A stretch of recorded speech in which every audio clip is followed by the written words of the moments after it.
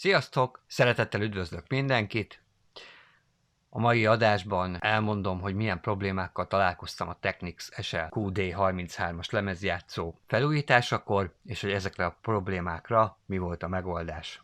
Néhány nappal ezelőtt vásároltam ezt a lemezjátszót 2500 forintért, természetesen igencsak használt állapotban. Első bekapcsoláskor elindult a lemezlejátszó, és rögtön az első probléma jelentkezett is, ami abban nyilvánult meg, hogy a lemeztányér elkezdett gyorsulni, és hogyha hagytam volna, akkor a végtelenségig gyorsult volna. Ez a probléma egyébként mondhatni általános ezeknél a készülékeknél. Sokan a kis kvarc oszcillátorra hajaznak, hogy az a probléma, mások a vezérlő IC-re, de valójában a probléma megoldása sokkal egyszerűbb. Leggyakrabban elég a kondenzátorokat kicserélni a készülékben, és már is megoldódik a probléma, és visszaáll a lemeztányér sebessége megfelelőre.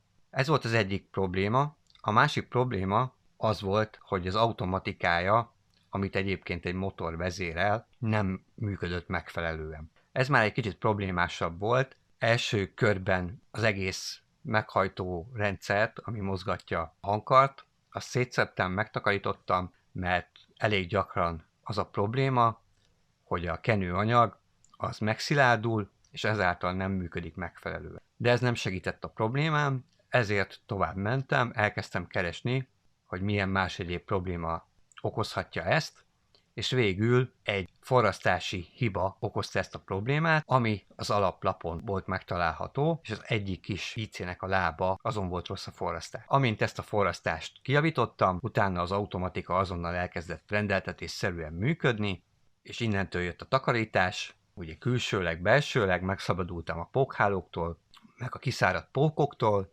és már is rendeltetésszerűen működött a lemezjátszó, úgy, ahogy az a gyárból kijött.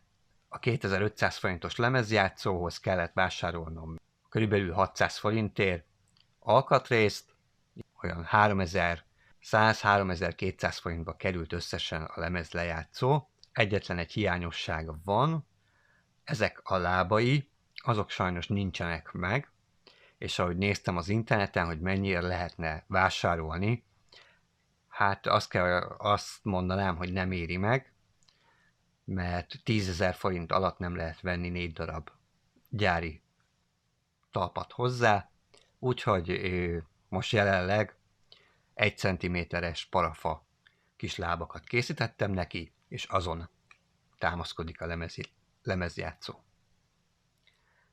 Ha valaki lát egy ilyen lemezjátszót, és úgy gondolja, hogy kipróbálja, annyit mondanék, hogy ez egy basic lejátszó igazából, bár a szériájának a csúcsa, a QD33-as, de ő azoknak a felhasználóknak készült, akik nem szeretnének a beállításokkal bíbelődni, nem szeretnének hangszedőket cserélni, illetve azokat beállítani, hanem csak szimplán szeretnének lemezt hallgatni, és mindezt a lehető legkényelmesebb módon.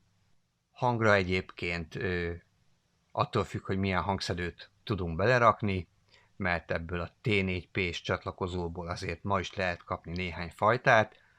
Lehet bele egész alapot, olcsót rakni, illetve jóval drágábbat is. Ez változtat némileg a hang minőségén, de ez egy basic lejátszó. Én ezzel nagyon szerencsés voltam egyébként. Az eladó is hajlandó volt az alkudozásra. Nagyon örülök neki, és immáron ez a harmadik Direct Drive meghajtású lemezjátszó.